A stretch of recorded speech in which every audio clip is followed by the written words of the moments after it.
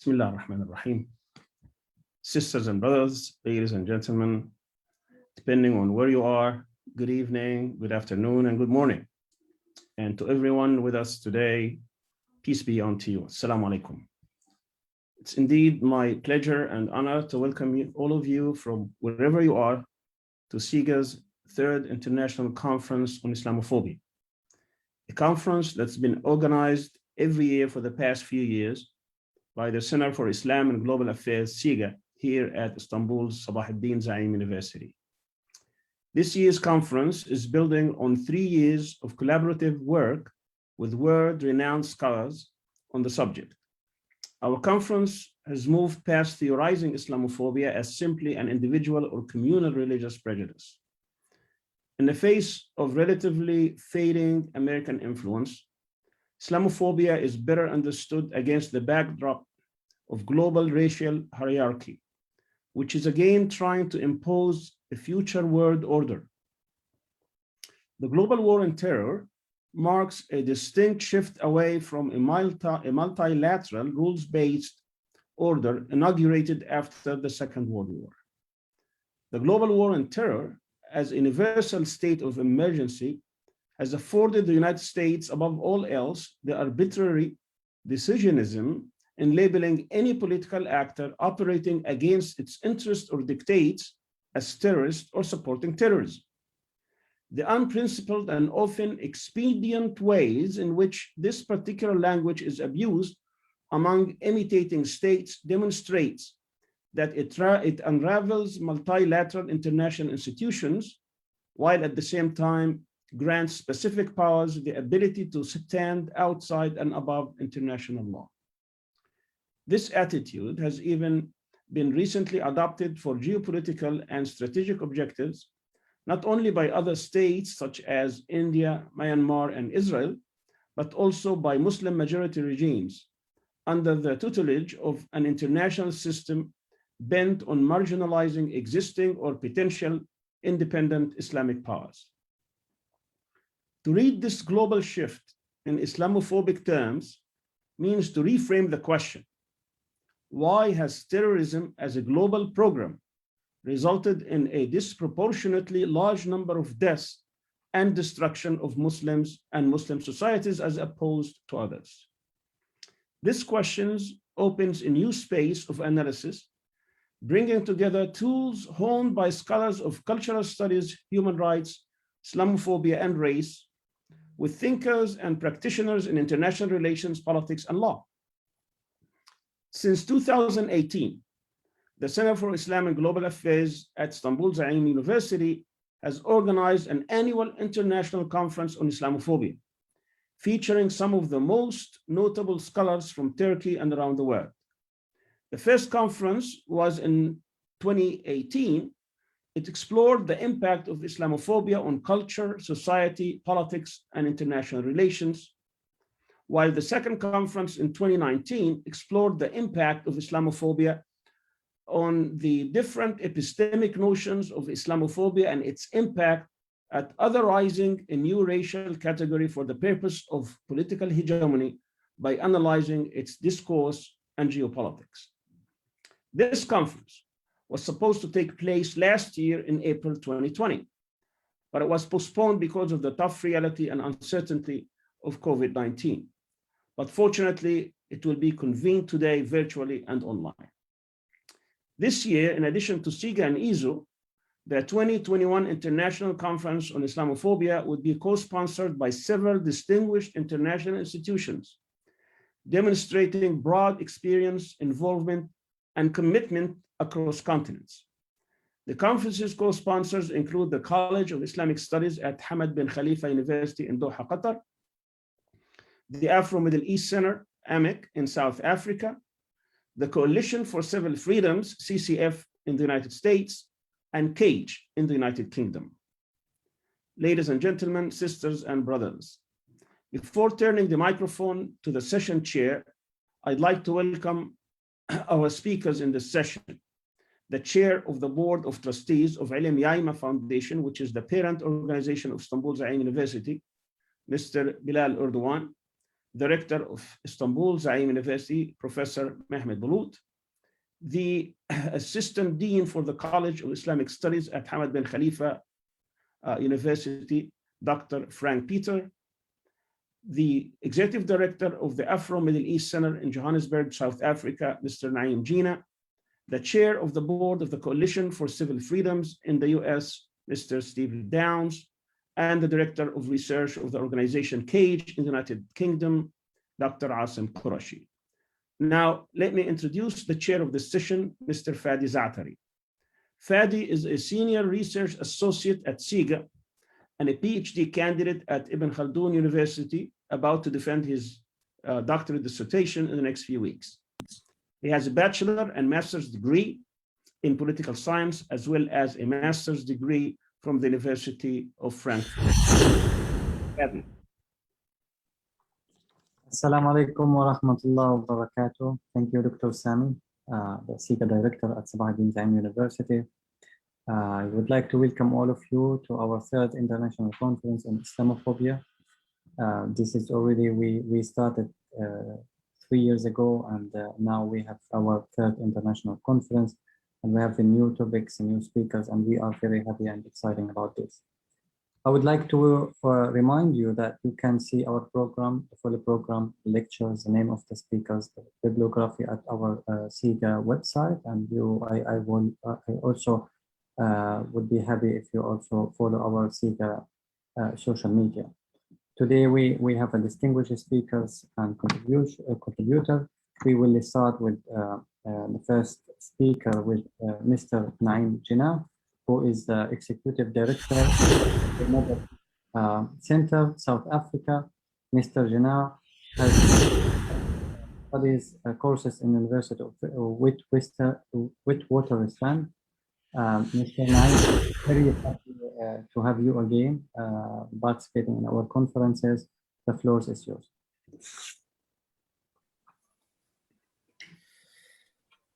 Thank you, Fadi, and thank you, Dr. Sami, for the introduction and for organizing this conference once again on a very important topic, the third such conference that is taking place. Fadi, if you don't mind, let me begin my few remarks that I have with an excuse. And that is to say that I usually don't speak on panels where there are only men. So I didn't look carefully enough, this is my excuse, at the poster when I began distributing it. This morning was scolded by my colleagues at the Afro-Middle East Center for agreeing to speak on a panel where there are no women present. That was my oversight. I should have looked at that earlier and brought it to the notice. We should put you maybe in another session. Well, I may interfere here that this is not by name, it's by institution. It's the institutions who present their people, not us. You could have opted to have a sister coming to talk on behalf of AMEC. I agree. And that's why I'm apologizing on my own behalf. That if I had noted this earlier on, that we would have certainly chosen to have a female speaker for the Afro-Middle East Center. Be that as it may, as one of the co-sponsors of the conference, I want to, along with Dr. Sami and all the other co-sponsors, welcome all the speakers over the next couple of days, as well as all of those who have registered to be part of the conference, to participate in the various sessions, etc. The Afro-Middle East Center, as Dr. Sami pointed out, is based in South Africa. We've been around for the past 12, 13 years as a think tank, research institute, focusing mainly on the Middle East and North Africa, but also dealing with a number of other thematic issues. One of the thematic issues that we don't have high on our agenda is the question of Islamophobia, to be honest. And that is because being based in South Africa, for many South Africans, really Islamophobia is something that is out there, not something that is here. South African Muslims don't understand, honestly speaking, what Islamophobia means. This, of course, is a short-sighted perspective because we live in a global village, and what happens in other parts of the world certainly affects us, wherever we might be. Secondly, anyone that takes racism seriously, and as South Africans, we take racism extremely seriously. Anyone that takes racism seriously cannot ignore the power and negative effect of Islamophobia globally as part of a racist discourse, a racist and right-wing discourse. And so this is the reason that we, despite what I said about South Africa, felt that it was important that we were part of this conference and this process as well. Of course, the theme of the conference is around the global war on terror and Islamophobia and the connections between those. But we all know, as Dr. Sami pointed out earlier on, that Islamophobia might be a new term in terms of the language, but it's not a new practice. Certainly not a practice that started in 2001. Islamophobia has been around for centuries, and it has always been about power, and it remains about power.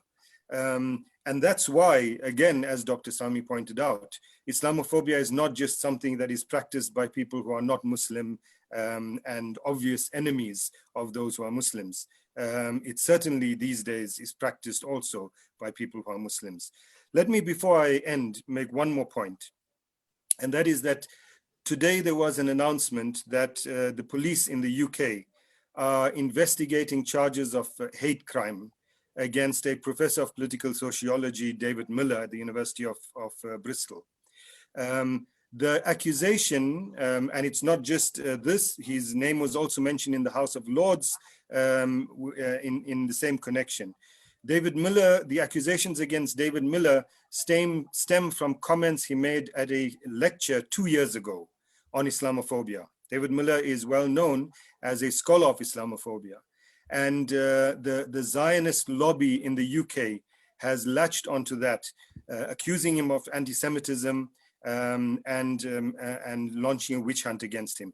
I think that it is appropriate that at a conference on Islamophobia, we express our support for Professor David Miller. With those comments, I end, and again, welcome to everyone to this conference. Thank you, Mr. Naim Jinnah, for your remarks and introduction. Yes, South Africa is a source of inspiration for the Palestinian in fighting racism, in fighting the Israeli apartheid system. We agree with you. Our next speaker is Mr. Steve Downs, who is the chair of the board to Coalition for Civil Freedoms, Washington, D.C., USA. Mr. Downs was chief attorney of the New York State Commission on Judicial Conduct.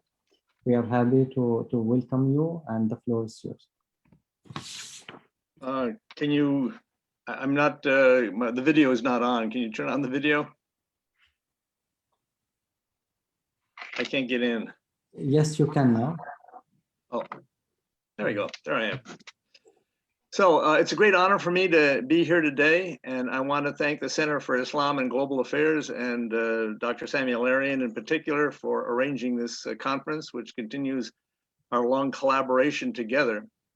After the 9/11 attacks, the US government began a program of harassment and intimidation against the Muslim community in the United States based on Islamophobia.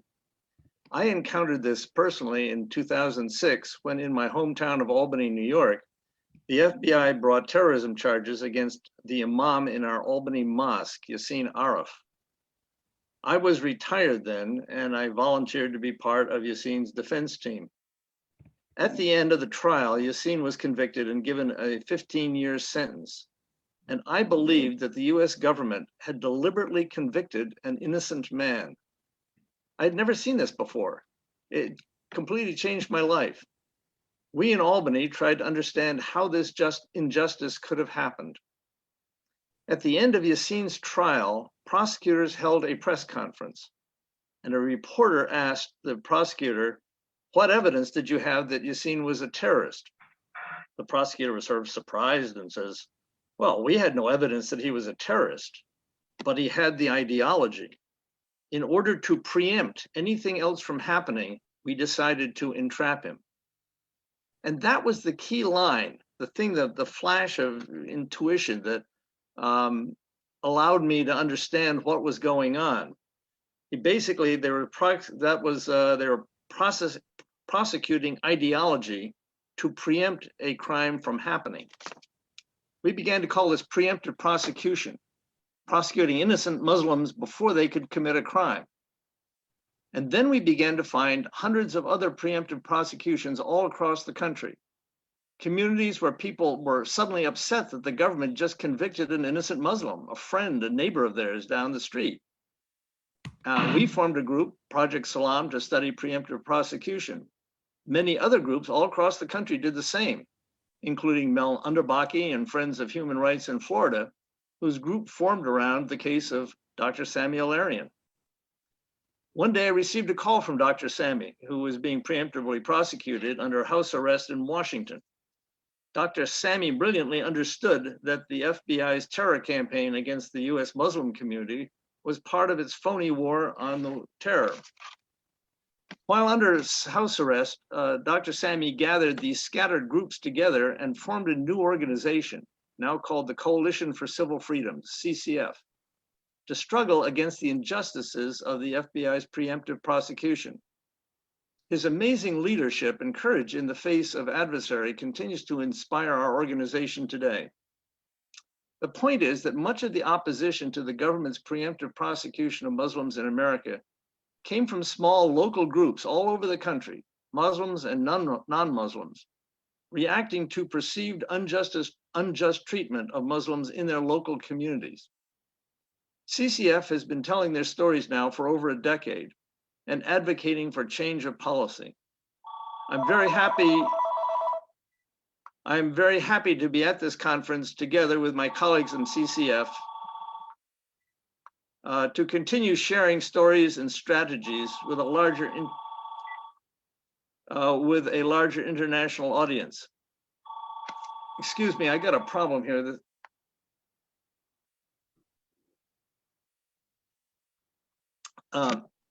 This conference is, of course, about law, in part. During the war on terror, I have seen the law twisted and bent in ways that I could never have imagined possible. It's called lawfare, when the law is bent and used as a weapon of war. The war on terror may have started out as a war against terrorists, but it quickly became a war against Muslims. And in doing so, it warped the law into a weapon of war against the Muslim communities with tragic results. This conference is also about the victims of the war on terror, about the men and women taken from their families for inexplicable reasons. The government that was supposed to uphold the law to protect them instead betrayed them by twisting the law to attack them. Some are literally serving life sentences in prison for crimes they never committed. It's also about the families whose dreams have been destroyed and who have struggled after being deprived of companionship and resources and loved ones. Those losses reverberate down from one generation to another and become stories which hold us all prisoners. It's also about millions of innocent civilians killed in this war on terror. We must not forget them either. Each innocent non-combatant killed in war is the equivalent of an innocent person executed after a wrongful conviction. So much injustice is hard to comprehend. I hope this conference will help us find ways of escaping from this maze of violence and injustice. It is so much easier to start a war than to end it, but the time to end this war on terror is long overdue. So I look forward to hearing all of your views, and I thank you very, very much for inviting me. Thank you very much for this very deep and indeed very good words telling us about your activities, about your center and the work you are doing. We are very happy to have you. Our next speaker is Dr. Asim Qureshi, who is also a very friend, CIGA friend, who completed his PhD in International Conflict Analysis from University of Kent. He is a research director at the advocacy group CAGE, London, UK. Dr. Asim, we are honored to have you again in CIGA to participate in our conferences. The floor is yours. Assalamu alaikum wa rahmatullahi wa barakatuh. Bismillah wa salatu wa salam ala rasulillah. It's a pleasure always to be with you all. My thanks first off to Dr. Sami for always trying to give my work, CAGE's work, a platform, and of course to the whole CIGA team, because I've had a look behind the scenes before, having been at one of these conferences. I know exactly how much it takes, even if it's online, to get something like this together. So my thanks to you, and of course to Istanbul Zaim University as well, for always giving a space for this conversation to take place. So yeah, my name is Asim Qureshi. I am the research director at CAGE. CAGE is an advocacy group. What we have done since the year 2003 is really to understand the impact of counterterrorism policies globally on individuals who have been denied due process of the law.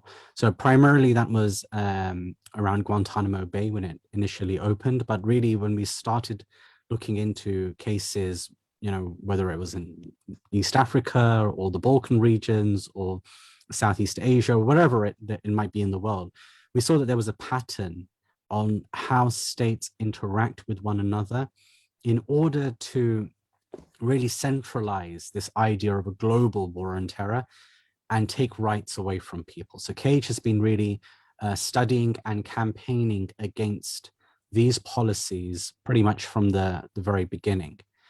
And it's important for us to note that while CAGE started really with focusing on Guantanamo Bay, Guantanamo still remains open to this day. It's actually quite surprising sometimes. You speak to people and they'll say to you, oh, Guantanamo, it's still open, because it's been going on for so long now. Next year, we'll get to the 20th anniversary of the first detainees within the context of the war on terror arriving at the prison camps. And so it's more important than ever that we hold this to account.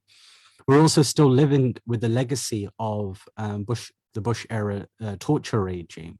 You only need to look at the way, for example, that militant groups like ISIS have co-opted certain motifs of torture, whether it's orange jumpsuits or the use of waterboarding, to know that the war on terror, in what it normalized, has spiraled completely out of control. And it's something that exists as part of the legacy of institutionalized Islamophobia. And of course, we have like so many other aspects to the global war on terror that include things like CBE, countering violent extremism, and PREVENT. But I think really what's important here in CIGA organizing this conference is that we remind ourselves that a Muslim-centered response to Islamophobia, it's not only important, it's necessary. We need to have Muslim organizations leading the way in not only studying what Islamophobia is, but describing it for others too. Because sometimes when that's taken out of our hands and placed in the hands of others, it can be reduced to something that doesn't explain out the extent of our experiences. And so again, my thanks to CIGA for always giving the space and really leading the way on so many of these conversations. We've already seen how friends and allies of ours in the space of Islamophobia may unfortunately end up somehow involved in the denial of, say, for example, gas attacks in Syria, or denial of a cultural genocide of the Uyghur in East Turkestan. And so that's why it's even more important for us as Muslim organizations to really help others to understand how we experience Islamophobia globally, how as something that's a lived reality, it impacts us in different ways. So again, my thanks to the organizers, and I know already, even before the conference has begun, that it's going to be a great success, just looking at the speaker list. So I look forward to hearing from you all. Thank you. Thank you very much, Dr. Asim. I think we have now Dr. Shahin, our next speaker. He is online. Okay, Dr. Ahmad, I can see him. He is online, but maybe we can make the talk. Okay, we will go now with the next. Seems to be Dr. Hamad has a technical problem. We will go to the next speaker, Professor Dr. Mehmet Bulut, Director of Sabahattin Zaim University at Istanbul. Professor Bulut is Professor of Economics and Economic History. Dr. Bulut has many publications in international academic journals. We are very happy to have you, Professor Bulut. The floor is yours. Thank you, Fadi. Bismillah. Wassalatu wassalamu ala Rasulillah. Assalamu alaikum wa rahmatullahi wa barakatuh to everybody, excellencies, honorable guests, esteemed scholars, distinguished delegates. I would like to open this esteemed gathering of like-minded thinkers and advocates for justice by thanking you all for joining us in the third International Conference on Islamophobia. This year's conference brought to you by Istanbul Sabahattin Zaim University's Center for Islam and Global Affairs would not have been possible without the valuable and efforts of our Zaim University's Center for Friends and Colleges from Hamad bin Khalifa University, the Coalition for Civil Freedoms, the Afro-Middle East Center, and last but not least, CIGA. As you know, the research centers at universities can play an important and strong role for discussion and solving the problems we are facing in the world we are living in. At Istanbul Sabahattin Zaim University, we have 15 research centers, from civilization studies to Islamic economics and finance, from local and regional research center to Center for Islam and Global Affairs. In these centers, we are trying to understand the realities and the main reasons and main driving forces behind the issues that we are facing today. And in this conference, we will try to understand the reality of Islamophobia in the present world, from the east to the west, from the south to the north. The theme of this esteemed conference will be examining the global war on terror, its challenges, policies, and consequences. We live in absurd times. For many, it is remarkably easy to securitize Islam and relabel Islamophobia as simple self-preservation or something justified by the domain of hand and soft security. As all we know, Islam means peace, and it is really peace. But Islamophobia is, not new. In the past, it existed as an effort to demonize an interfaith and its followers for economic and political ambition. We cannot overlook the structural animosity that drives racism, war, injustice, and inequality against adherents to Islam and Muslims themselves. Ladies and gentlemen, we have come a long way. We stand at a crossroads, having identified Islamophobia within a unipolar world order that Brooks, no tolerance and no diversity. This is in spite of the lip service given to religious freedom and democracy. Now, it remains to us to chart a path forward that accounts for global hegemonies and accompanying infrastructure of governance, media, and manufactured consent. To that end, it is more important now than ever to question the legitimacy of not only the ongoing global war on terror, but to pose the hard questions, identify alternative pathways, and assess how we can realize them. As first, to what end is the neo-colonial project still active and omnipresent?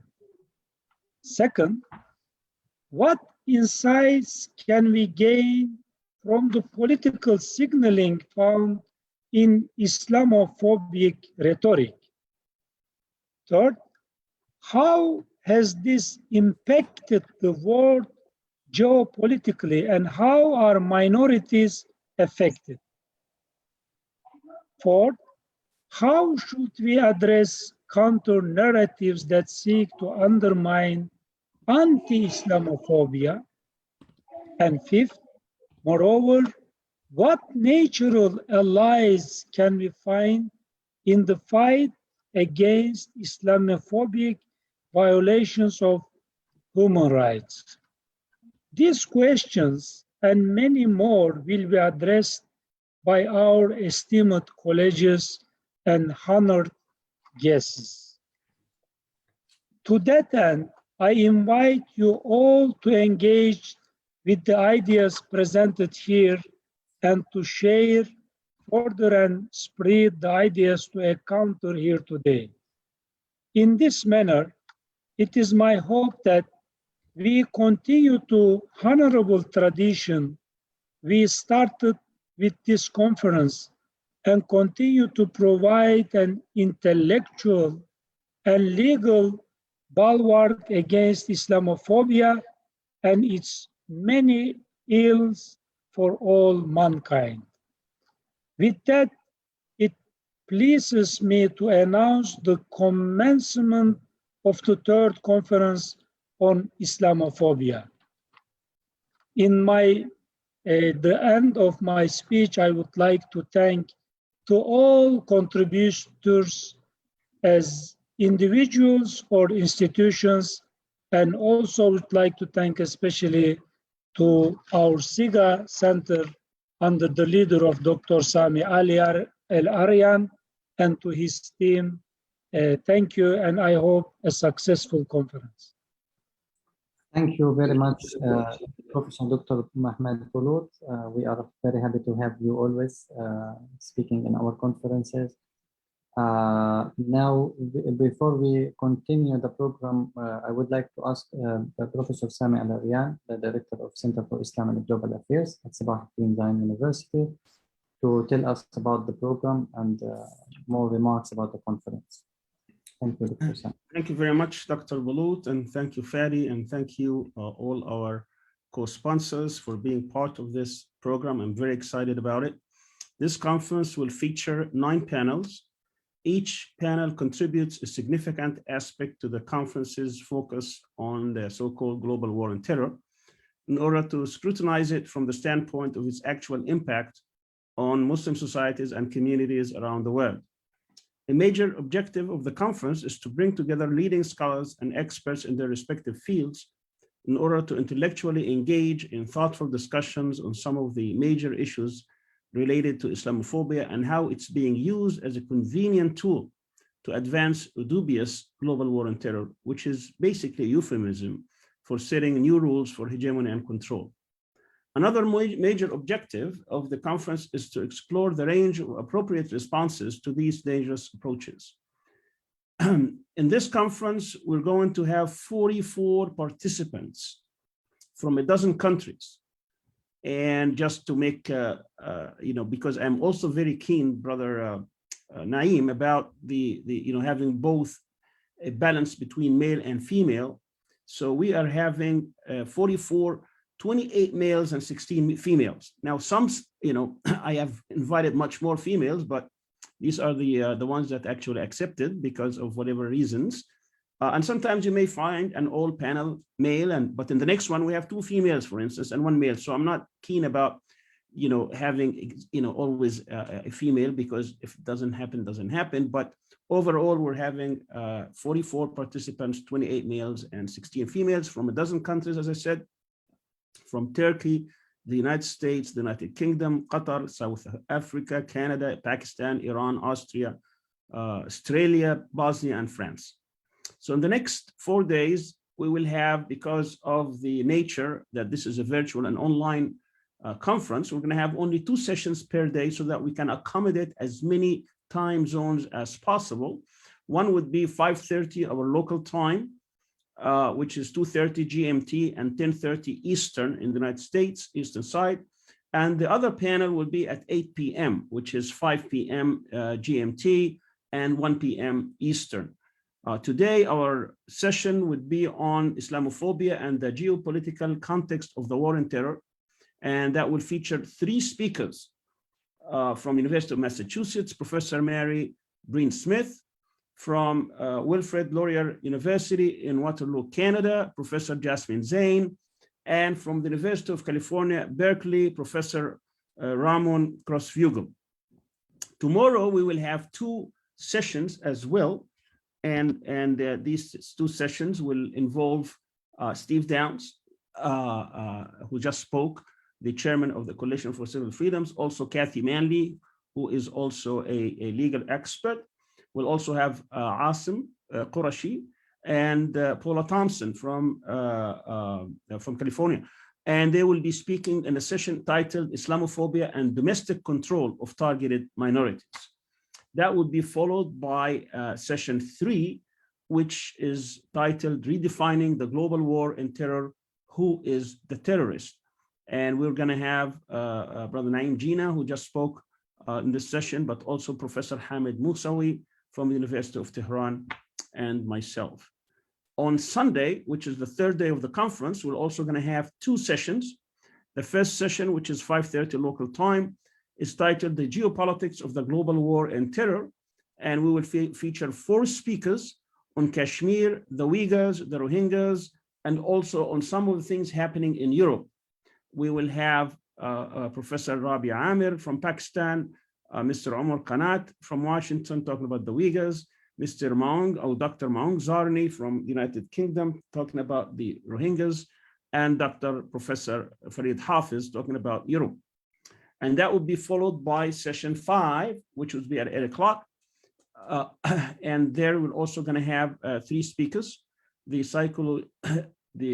psychological or the secularization and securitization of Muslim youth by Professor Tariq Yunus from Middlesex University, United Kingdom, the intertwining of Islamophobia and contemporary racism, Professor Fahid Qureshi from also United Kingdom, and understanding the human impact of the war and terror by Ms. Lina Al-Arian from CCF.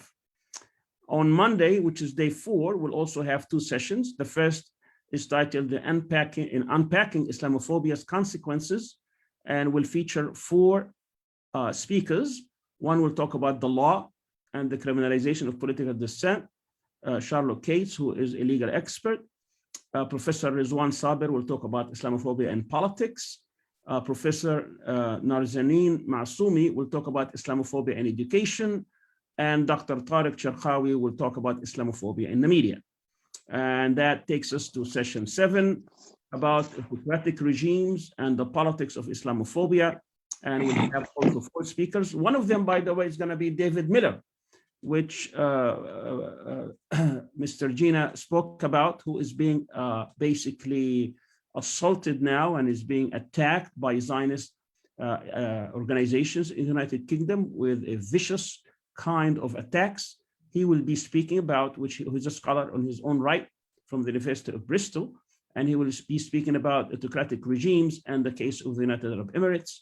We'll have Professor Yasser Morsi from Australia, and we'll have Professor Yasin Aqtai here from Ankara Yildirim Bayezid University, and Professor Usama Al-Azami from the University of Oxford, talking about the role of state-sponsored ulama in promoting Islamophobia.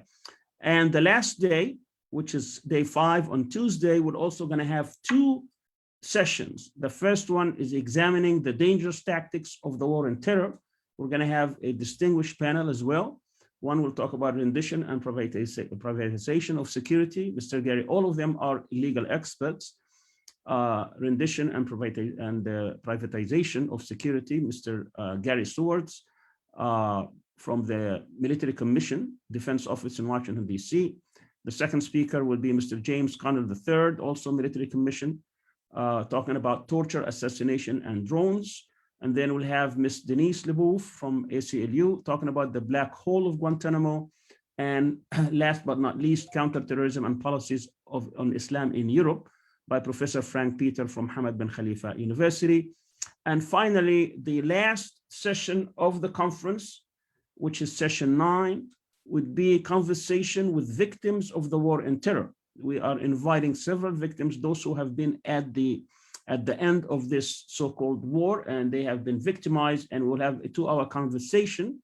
This would be led by 2 able moderators, Dr. Asim Qureshi and Mr. Ahmed Badir from United Voices. So all of them would be having this conversation. So I'm very excited about the nature of the conference, the type of things we will be talking about, and the presentations, and we're very excited for that. So thank you very much for being with us. And I know that we now have the chairman of Ilim Yayma, Mr. Bilal Erdoğan. Welcome, Mr. Bilal, to be with us, and he will be introduced by our moderator, Fadi. Fadi.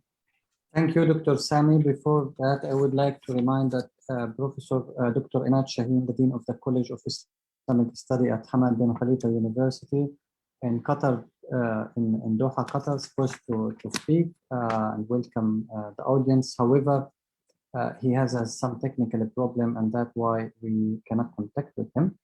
Now our next distinguished speaker is Mr. Necmettin Bilal Erdoğan. He is the chairman of the board of Trustees Mutavalli Ilim Yayma Foundation, parent foundation of Istanbul Sabahattin University. Mr. Erdoğan has a BA degree from Indiana University with double majors in political science and economics, and a master degree in public policy from Harvard University. We are very happy and honored to have you, Mr. Erdoğan, with us. The floor is yours. Thank you very much, Professor Al-Arian. I would like to congratulate Sabahattin Zaim University and Rector Professor Mehmet Bulut for his organization. I would like to thank the organizing committee and the professors who are joining the sessions with their presentations. Ilim Yayma Vakfı, Ilim Yayma Foundation is one of the older foundations, educational institutions of Turkey, founded in 1973 by another organization by the same name, Ilim Yayma Cemiyeti, which was founded in 1951. Ilim Yayma family of educational foundations were founded and set up in the 50s to support religious education in Turkey with the founding of Imam Khatib schools. And today, Ilim Yayma Vakfı has founded Zaim University in 2010, and we continue to give scholarships to successful students, especially who are pursuing postgraduate studies and graduate studies. We host about 350 students who are in the top 1% of their classrooms in Istanbul, and give scholarships to over 400 master's and PhD students who are brilliant students who are pursuing careers in academia. And we are also, we have given the first Ilim Yayma Awards in December 2019. Even though it's a new award, it's an academic award, it's the biggest academic award in Turkey, awarded to cutting edge academic research done in Turkish universities in 3 award levels. And the top level, we will be giving this award second time in December of this year. And the highest award will be close to $100,000. This is to basically make it more appealing for the younger generation to pursue academic careers in their country. And Ilim Yayma Vakfı has decided going forward to increase the level of international collaborations in academic studies. That's why we support Zaim University in organizing these collaborative events, these international symposia. And I would like to thank you all again and wish your support in increasing our international collaborations in academic fields, especially in social sciences, but not limited only to social sciences. And I would like to also pray that hopefully it's not going to be too far away when we hold these meetings physically in Istanbul, in our excellent facilities of our university. So I would like to thank all contributors to this event on Islamophobia, which is very opportune time to do it. Really critical times for the Muslim Ummah globally. Although we use the terminology Islamophobia, I would like contributors to question the use of this word. I think it is one of the issues surrounding Islamophobia. Use of a term like anti-Muslim extremism or anti-Islamic extremism might be, I think, more appropriate, because when you talk about phobias, it is sort of understandable issue. If there's a phobia, then this occurrence could be natural, could be forgiven. It's not such a bad thing. You have to try to deal with it, although it deserves to be a phobia. It's sort of, there is that sort of connotation with the use of phobia. But in the case of anti-Semitism, they use the wording of anti rather than a phobia. So this is one of the issues I think we should be talking about in such an event. And also, I think there is a great lack of coming together in Muslim countries. Muslim people have to unite in the front of facing this difficulty, which is facing them, especially in the Western world. And we have to support our Muslim brothers and sisters in the Western world who are facing these injustices. And I hope this event is a good venue to talk these issues. And I would like to thank again all the contributors and Istanbul Zaim University for organizing such an event. I would like to thank Professor Al-Arian for doing these excellent symposia in also other fields. I think that will be it. I hope this is a good way to continue these collaborations among intellectuals and academics all over the world. And I hope the statements that will go around from here are helpful in fighting this sort of radicalism against Islam all over the world. Thank you very much. Thank you very much, Mr. Bilal Erdoğan. Thank you all. I would like to remind you, as Dr. Sami just noticed, that the next session will be on Islamophobia and geopolitics, context of the war in terror. We will pursue in 10 minutes. And again, we are very happy to welcome all of you and see you in the next and first session in this conference. Wassalamu alaikum.